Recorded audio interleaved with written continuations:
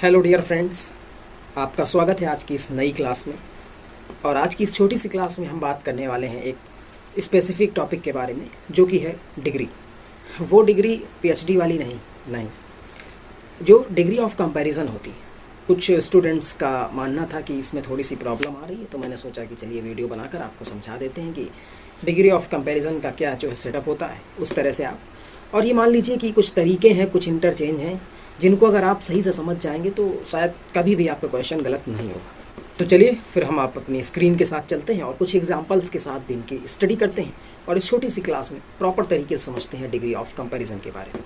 चलिए देखते हैं। तो आप ये देख पा रहे होंगे कि सबसे पहले इसमें टॉपिक जो है degrees, interchange of degrees of comparison. तो आप ये देखिए कि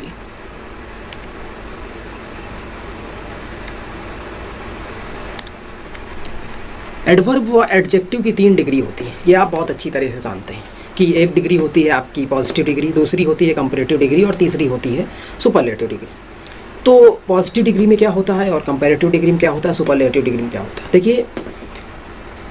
देखिए पॉजिटिव डिग्री में जो बात होती है आपकी वो सीधे तौर पर होती है, और जो कंपैरेटिव डिग्री में बात होती है तो वो आपकी दो वस्तुओं के बीच में कंपैरिजन का भाव पैदा करती है, और जो सुपरलेटिव डिग्री में बात होती है तो वो एक बेस्ट परफॉर्मेंस पे बात होती है। जो सुपरलेटिव डिग्री में बात होती है तो वो कई चीज़ों के बीच से एक चीज़ की उत्कृष्टता पर ध्यान देते हैं और उस तरह से उसको हम व्यक्त कर पाते हैं। तो चलिए देखते हैं। आप ये बहुत अच्छी तरह जानते हैं, थोड़ा सा बेसिक्स है, पॉजिटिव डिग्री, कंपैरेटिव डिग्री और सुपरलेटिव डिग्री। अब देखिए यहाँ पे 2 टाइप आपको बताए गए हैं, जिसमें ए और बी है। इन्हीं 2 टाइप्स के माध्यम से आप जो ट्रांसफॉर्मेशन है डिग्री का वो बहुत अच्छी तरह से समझ पाएंगे।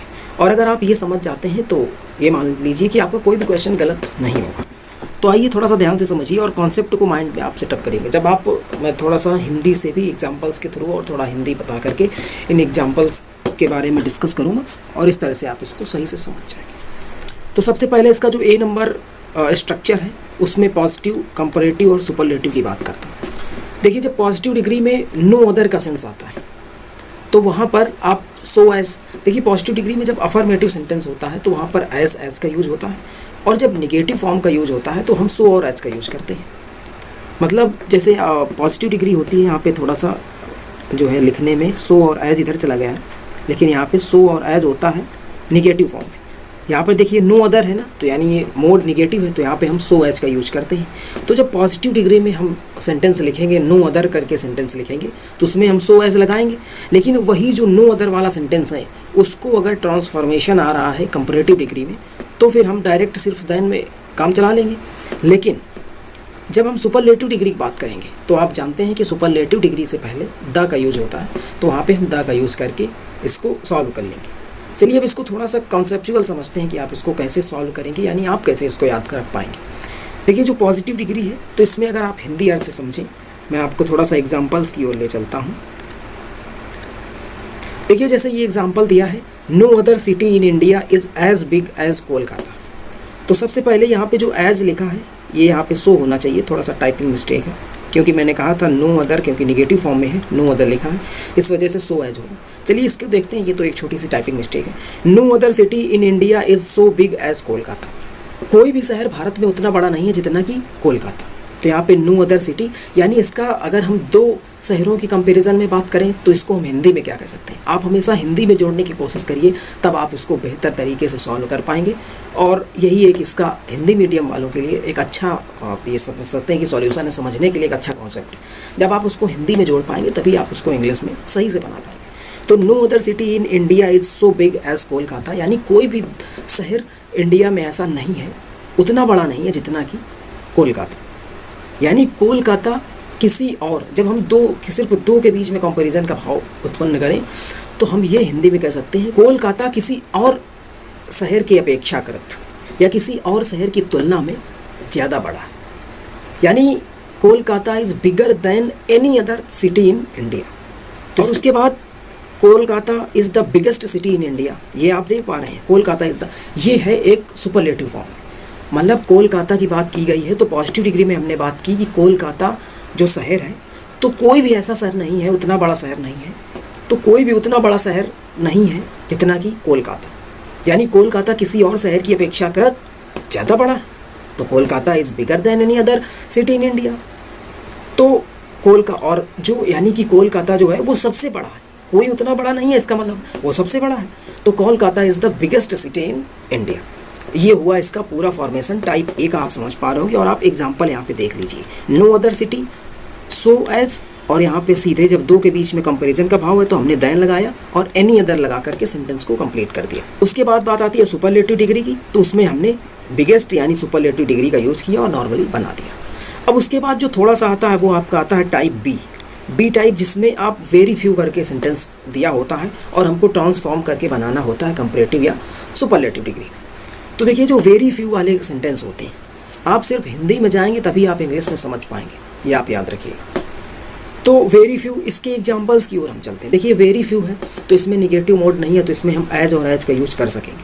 और इसके जो कंपैरेटिव वर्जन है उसमें हम दैन मोस्ट या दैन मैनी का यूज कर लेते हैं, और उसमें जो सुपरलेटिव मोड है उसमें हम वन ऑफ द का यूज करते हैं। लेकिन कैसे, क्यों, ये हम एग्जाम्पल के थ्रू समझेंगे।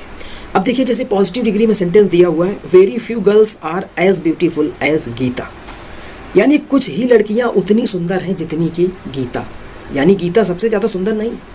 तो मैं आपको पॉजिटिव की ओर ले चलता हूँ, उसके बाद कंपैरेटिव, फिर सुपरलेटिव, और यहीं से इसका ट्रांसफॉर्मेशन समाप्त होता है। जी मतलब इसका आप ये समझ सकते हैं कि ये दो जो इसके टाइप हैं ये बहुत ही ज़्यादा इंपॉर्टेंट है, और यहीं से क्वेश्चंस आपके ट्रांसफॉर्मेशन में पूछे जाते हैं। तो देखिए very few girls are as beautiful as Geeta, यानी बहुत कम लड़कियाँ उतनी सुंदर हैं जितनी की गीता, यानी कुछ लड़कियाँ हैं जो गीता की जितनी सुंदर हैं वो बहुत कम है। और इसका जो कंपैरेटिव फॉर्म है वो है Geeta is more beautiful than many other girls, यानी कुछ ही लड़कियां हैं जो गीता से ज़्यादा सुंदर है। इसका मतलब बहुत सारी लड़कियों से गीता ज़्यादा सुंदर है। जैसे पिछले में हमने किया था कि किसी भी अन्य लड़की से ज़्यादा सुंदर है, लेकिन इसमें ऐसा नहीं है, क्योंकि इसमें कुछ और भी लड़कियां हैं जो गीता की इतनी ही सुंदर हैं। तो Geeta is more beautiful than many other girls, यहाँ पे आप दैन के साथ मैनी अदर का यूज करेंगे, ये आप याद रखिए। तो Geeta is more beautiful, Geeta बहुत सारी लड़कियों से ज़्यादा सुंदर है। अच्छा, जब कुछ लड़कियां हैं जो गीता की इतनी सुंदर हैं, तो फिर हम ये तो नहीं कह सकते कि गीता सबसे ज़्यादा सुंदर है।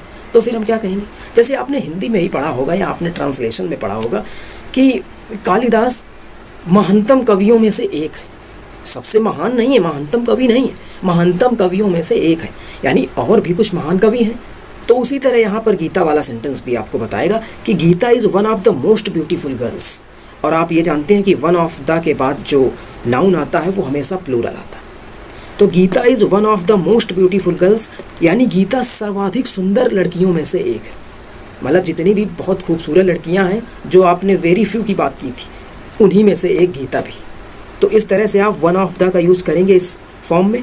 आप एक बार स्ट्रक्चर फिर से देख लीजिए। पॉजिटिव डिग्री है, अगर वेरी फ्यू आएगा एज वहाँ पे दिया होगा, तो यहाँ पे हम दैन मैनी अदर या मोस्ट अदर के साथ, मोस्ट ऑफ के साथ हम यूज़ कर लेंगे। और सुपरलेटिव डिग्री में हम वन ऑफ द का यूज कर देंगे, ये आप समझिए। और इसका जो ए टाइप था उसकी हम बात करें तो उसमें सो एज दिया था, क्योंकि यहाँ पे निगेटिव फॉर्म था, यानी नो अदर, और डायरेक्ट इसमें दैन और द नॉर्मली जिस तरह से होता है उसका यूज़ दिया था।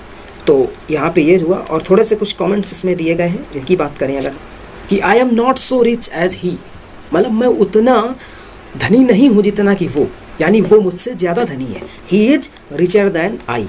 Ram walks as fast as Mohan, Ram उतना ही तेज चलता है जितना कि Mohan. Mohan does not walk faster than Ram, यानी मोहन राम से ज़्यादा तेज नहीं चलता है, दोनों बराबर हैं। तो इस वजह से हम कंपैरेटिव डिग्री में कैसे लिखेंगे, तो Mohan does not walk faster than Ram, यानी मोहन राम से तेज नहीं दौड़ता। तो आप हिंदी एडजस्टमेंट करके इंग्लिश बड़े ईजिली तरीके से बना सकते हैं। और टाइप सी का जो कमेंट है वो मैं आपके सामने पढ़ देता हूँ कि जब कंपैरिजन किसी दो वस्तुओं या व्यक्तियों के बीच में होती है तो वह वाक्य पॉजिटिव और कंपैरेटिव में बनाना संभव है। ऐसा वाक्य सुपरलेटिव डिग्री में नहीं बनता। जब दो के बीच में कंपैरिजन होगा तो आप सुपरलेटिव कैसे बना देंगे, वो तो फिर सेम ही हो जाएगा ना। और जो एक नेक्स्ट है उसकी बात करें, एक जैसे आपने सेंटेंस पढ़ा होगा आई हैव नेवर सीन सो, और उसमें एक बीच में एडजेक्टिव दिया होता है और फिर ए एन करके और आपको एक नाउन दे दिया जाता है। तो उसकी बात करें अगर हम, तो यहाँ पे कंपैरेटिव और सुपरलेटिव किस तरह से बनता है, तो जो रिलेटिव प्रोनाउन होता है उसके साथ दैट और नेवर को हम एवर में चेंज कर देते हैं। एग्जाम्पल भी हम पढ़ेंगे, रिलेटिव प्रोनाउन दिया होता है और इनको आप बेहतर तरीके से तब समझ पाएंगे जब आप एग्जाम्पल देखेंगे, ठीक है। तो मैं आपको एग्जाम्पल के थ्रू ही इसको समझाता हूँ। जैसे मैंने आपको बताया कि I have never seen, I did not करके इस तरह से आपको दिया होगा, तो I did not expect him to be so brave, ये आपको सिंपल सेंटेंस दिया गया, ठीक है, ये पॉजिटिव डिग्री में। और जब आप इसको कंपैरेटिव डिग्री में चेंज करेंगे तो ये आपका कॉम्प्लेक्स सेंटेंस बन जाएगा। अब देखिए यहाँ पे आप दो ट्रांसफॉर्मेशन सीख रहे हैं, यानी एक सिंपल से कॉम्प्लेक्स का और डिग्री का तो आप सीख ही रहे हैं। तो I did not expect him to be so brave, इसको मैंने यहाँ पे फॉर्मेशन में किस तरह से बताया था ये आप देख सकते हैं। तो अगर आपको कंपैरेटिव में चेंज करना है तो आप किस तरह चेंज करेंगे, तो रिलेटिव प्रोनाउन दैट और नेवर को हम एवर में बदल देंगे। तो I did not expect him to be so brave, यानी मैंने इतनी आशा नहीं की थी उसके इतना साहसी होने की।